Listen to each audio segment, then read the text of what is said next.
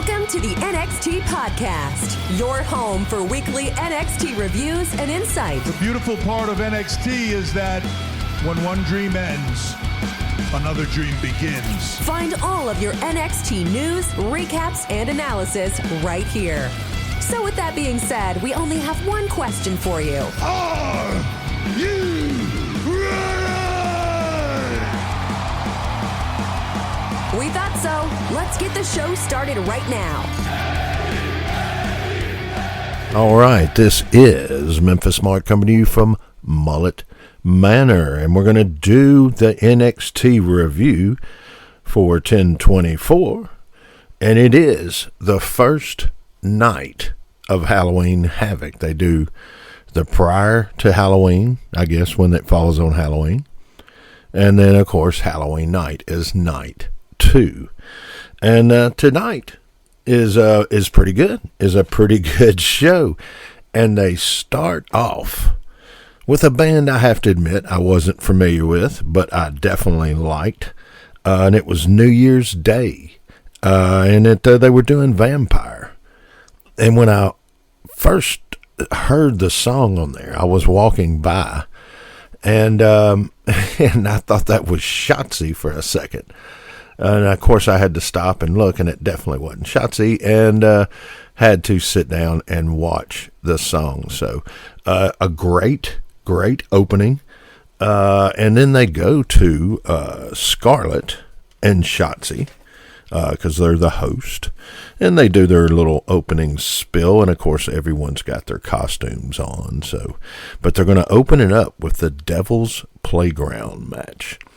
And that's going to be Kiana James against Roxanne Perez. Now, of course, I love me some Kiana James's entrance. And Roxanne came out in her costume, and everything's good. Of course, she's Freddy when she comes out. And the match gets going. And, I have to say, if you're going to use props, if you're going to use stuff in a ring, there's a reason they use trash can lids and trash cans and chairs and tables. The visuals and everything is good. It looks okay. A little mess up, it still looks okay. And this is going way back to when they first started doing this in the 70s. But I have to say, in this particular match, it was a little funny. It was a little funny because when they said playground, they put devil in front of it, and they just had like a playground with some fake blood on it. It was not what I expected. It's just, you had the purse, of course, coming, and this is a Falls Count Anywhere match, so you had the purse. You hit one point in time, there's a swing set out there, and with a little plastic slide. All right, so the plastic slide's got a little blood on it. It's anyway, the slide gets used. The swing, the teeter-totter. Remember those teeter-totters? Yeah. Well, it gets used. A laptop. Just a little of everything. There was even a chain, and I looked away for a second, and I see that Kiana James is choking Roxanne with the chain, and I thought somehow she had both sides of it, but a little later on, she throws her into the wall or the barrier with the chain, but it's Roxanne's holding on to it, so anyway, and there's even a point towards the end of the match where the cameras, you just catch the ref moving the trash can for the ladies. It just, it wasn't my cup of tea on this one. It was just an odd match. Now, Kiana is a freaking workhorse. She can make anything look good. I think she's one of the top women wrestlers that we have going, because she can carry it and she can work the match good. So anyway, it's just the purse is going to end up causing Roxanne to win. So, yeah. Alrighty. We go from there, and they got a little promo with Mello. And, of course, the big thing is trying to figure out who beat up Trick. So, in this interview, they bring up, did you did you jump Trick? And then no, and then he goes into, of course, says no, and then Dragunov, they do a little spot with him in here. So, yeah, so we got Dragunov and Mello 3 coming up. Good little spot, I guess. And they do, well, I wrote right after that, corny. So I guess in my notes, I'm watching it on the monitor, but apparently when I originally watched it, I did not think very much of it. And they do a little spot with Metaphor. And of course, they're just babbling like they always do. And Tajira comes in, sneaks in, and steals that big cup trophy thingamajig. Yeah, so everybody's wondering who did it, how it happened, and where it went. So off to that goofy spot. But then it is time for Lexis King, Mr. Pillman. It is time for his debut. And, of course, man, I knew watched his dad, of course, a lot. His dad's whole career. And to see him and for him to play that he doesn't want to play off of his dad as much as he looks like him is just an angle in itself. But they have this, they have him starting off against, I think it's a Dante Chin, the first Singapore-born wrestler. I don't know. Jabroni is what I have. But the match was okay. Lexis hadn't really, I think, fully developed, and he deserves to be in the spot he's in NXT, and he will get better. It just this match, Chin actually had some good spots in it, made himself look, like a veteran, I guess you could say. And of course, King's going to win this match. They got to do that, but he did sell good. It's just his offensive moves and his timing. It's going to take him just a little bit to get that down, but it will happen. And of course, he wins this, and yeah, they go from there. They got a little spot with Tony D and Stax, a little promo with that. And then they're going to go into the breakout tournament. And it's going to be with Miss Jordan, Colleen Jordan, against Oriana Grace, the beauty queen. And it's for it's cleaning up the brackets now, so it's down to the final 4. So it's Grace and Jordan for this side, and it's for the NXT contract. So yes, they have a okay match. Actually, it's it's a little better than something that I've already seen. So yeah, the match is okay. Jordan looks good. Grace looks good. I think both of them are close. Jordan, though, just has some really good offensive moves. I don't know if she can do it on the stick yet. We'll have to see that. But, pretty good match. Jordan ends up winning this match, so she will represent her side of the bracket. And they have another match coming up a little later on. And then we go into the Von Wagner saga story. He's there with Mr. Stone, and of course, Von wants to know what he was thinking, challenging Braun. And, everybody knows this is going to be a semi-squash match. Do we? Is Von going to show up? Is that all been a comeback, to, a little way to come back and get him? Get their revenge?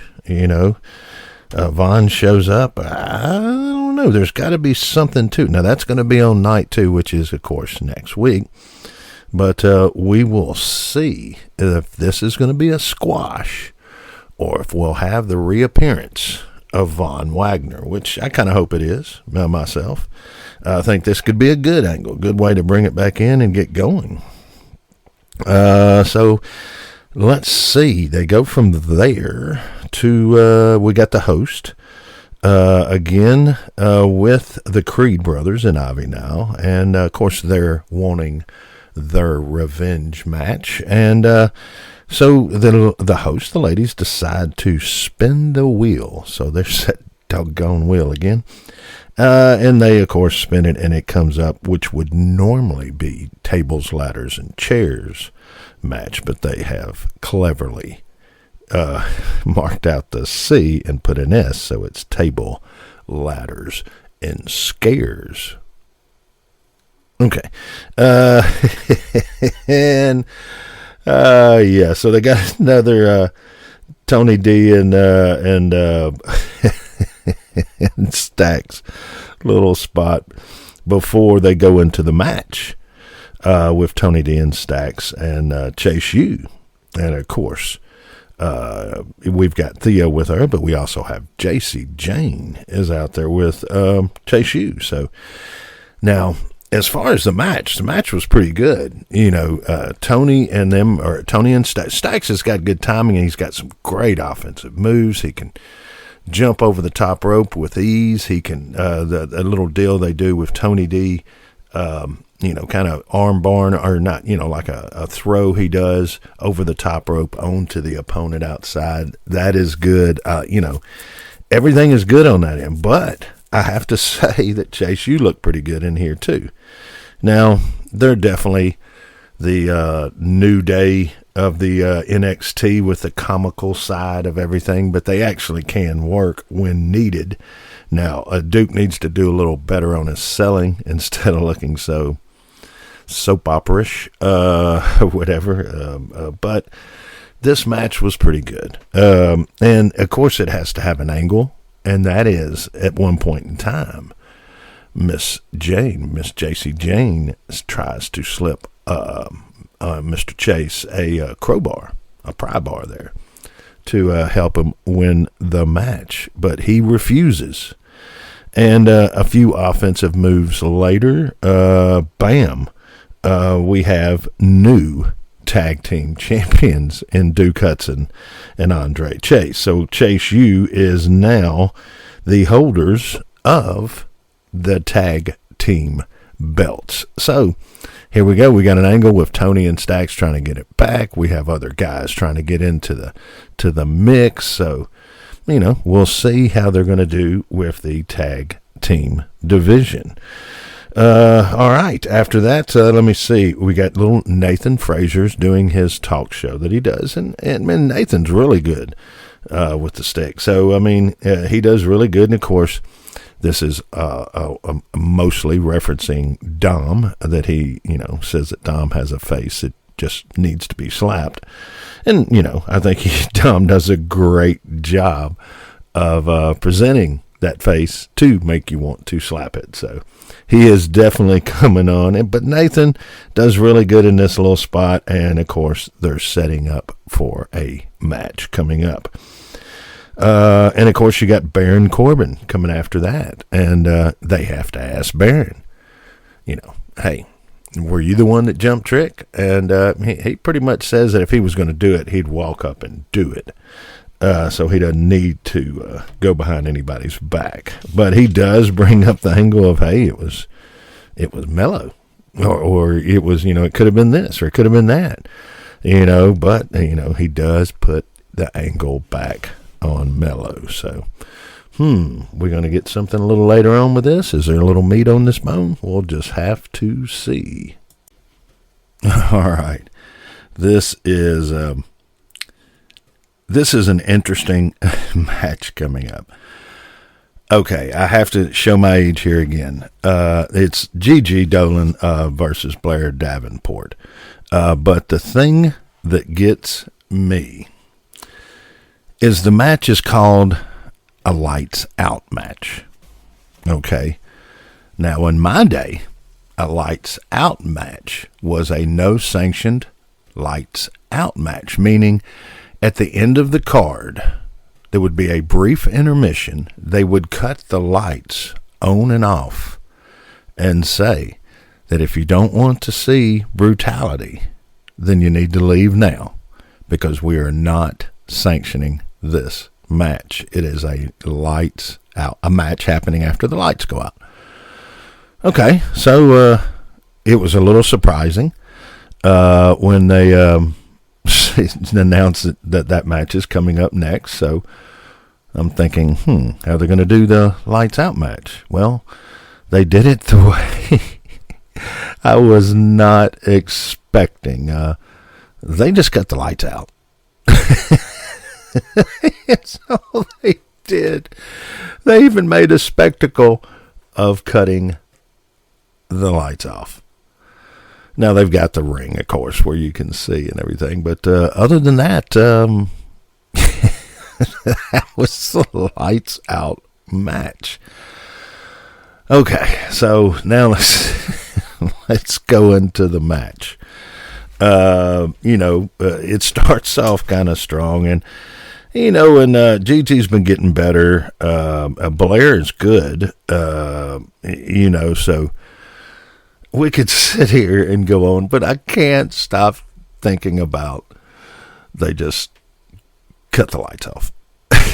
And so match is pretty good. Blair ends up winning this match. So so they got to turn the lights back on, and you could see Blair, and she had won the match. Okay. Oh my goodness. All right. And as of the time of taping this, the next is a little spot with Tiffany, a little promo with Tiffany, Tiff time, and they have somebody come in dressed like her, doing a fantastic copy of her, impression of her, and I don't know who it is, to tell you the truth. I can't, as of the time of this taping, I have not done any research, so but it was pretty good. I liked it. Good little spot. And then, of course, they're going to go into the next breakout tournament match. I'm sorry. I'm still getting the lights. They just turned the lights off. I'm sorry.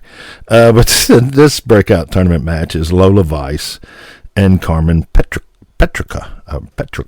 or whatever. Anyway, she is super, super good, man. She, that you can definitely tell the karate, the mixed martial arts background, and she's going to be fine.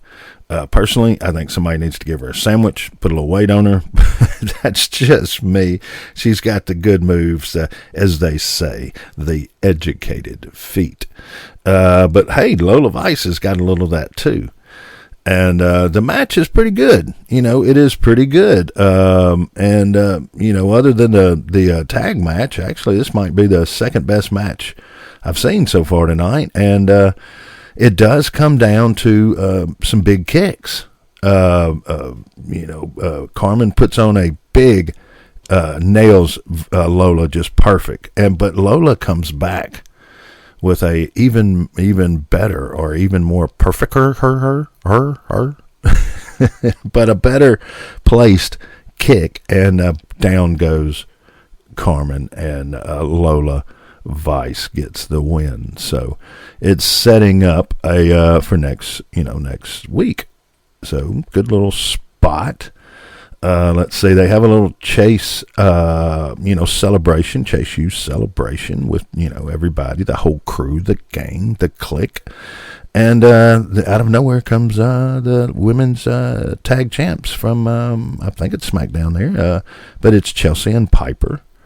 And, of course, there's some words, and that means that there's going to be a match next week with JC Jane and Thea and Chelsea and Piper. So we'll see how that goes. Then, of course, more goofy crap from Metaphor. They find the trophy. They see that Tazara's got the trophy, because he is now posted on Twitter or X or Instagram or whatever these wacky guys are doing. And, of course, they're sad, he happy, funny. It's just, I don't know. Metaphors, I see the purpose, okay.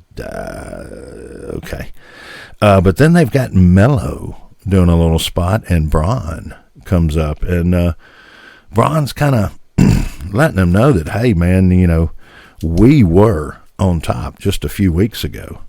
And now look at everybody's, kind of got out there and got their names out there, and we're kind of on the back burner. So he thinks that since, that happened to Trick, he thinks Mello did it, that he's changed, and that he'll take care of his opponent, which is Dragunov. Then Mello will take care of Vaughn and Mr. Stone, and they'll be back on top. But, of course, Mello doesn't want to hear any of that because he's just trying to be him. But they are now getting ready for the title match between, Valkyria and Becky. And, so they also have a whole, like a pub, supposedly somewhere in the UK or somewhere like that, and they're all watching. So there's a watch party.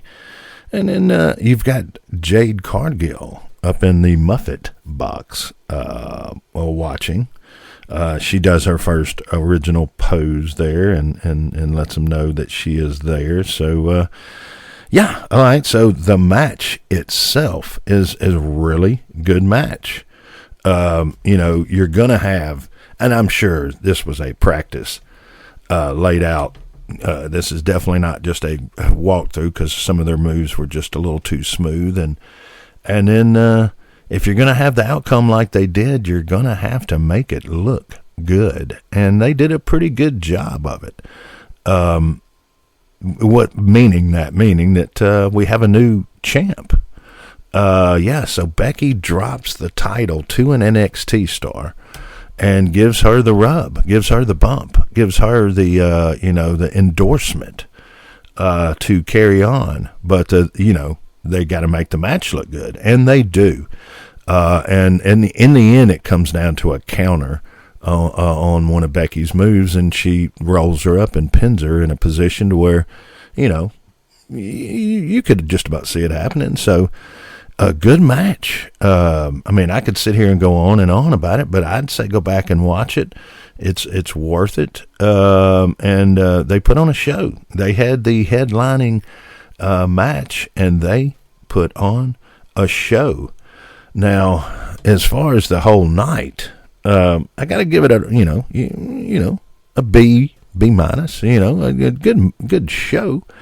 The start, though, this band really looked good. The way they made it sound, they just had them set up on the ramp. It's just everything about that opening was good.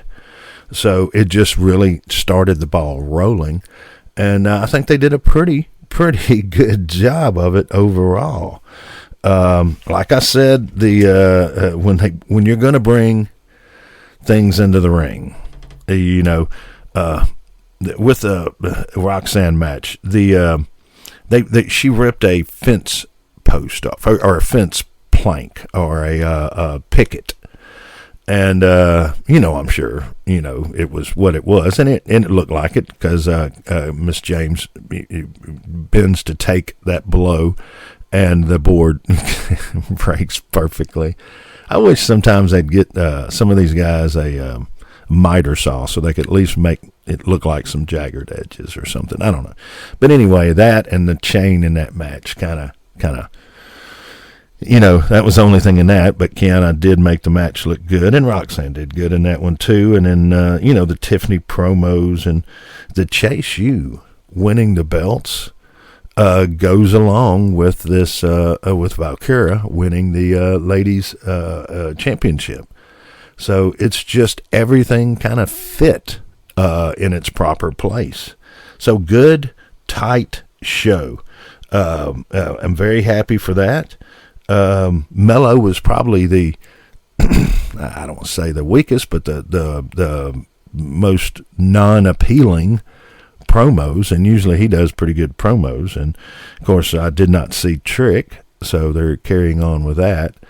And and then and overall, other than the lights out match,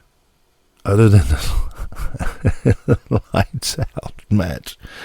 And please go back and look up some old Memphis wrestling or Midwest or anything like that, and look up lights out matches, and see how they do it. You'll see what I mean. It's a pet peeve of mine now. I'm going to be it's going to be bothering me for a while. And then, of course, Jade Cargill making another appearance. So, yeah, overall good show. Can't say anything bad about that. So, well, guys, let me see. We've got to next week to look forward to the second night of Halloween Havoc. So they'll have to top this, which, at least gave them something to shoot for. And I'm looking forward to seeing the angle with Braun and Von Wagner, or Mr. Stone, or the lack of, maybe. Who knows? And in our NXT, just the people just got brought up from NXT. J.D. McDonough and some of these people, I can't think. I'm having a brain fart right now, but the ladies, the tough. Anyway, the everybody from NXT that's been placed in a spot, I think has done good. Indy Hartwell, they hadn't done too much with her. She did get a match the other night and looked pretty good in it. So NXT showing strong, ratings looking good. So everything's looking up for NXT. So we will go ahead, I guess, and end this now because we've kind of went through the show, and we'll see back next week for the second week of Halloween Havoc. And always remember, thank you guys for taking the time out to give us a listen. And we'll just end it now with the same way we do it every week. If you can, help some of them shelters out. Do whatever you can, if you can. And spay and neuter, as always. And, I guess that's it. So, guys, this is Memphis Mark, and I'm out. Thanks for listening to the WWE Podcast. Don't forget to subscribe on your favorite podcast app so you don't miss a show, or head to WWEpodcast.com. And for all of these shows ad-free, head over to patreon.com/WWE Podcast. Until then, we'll see you next time.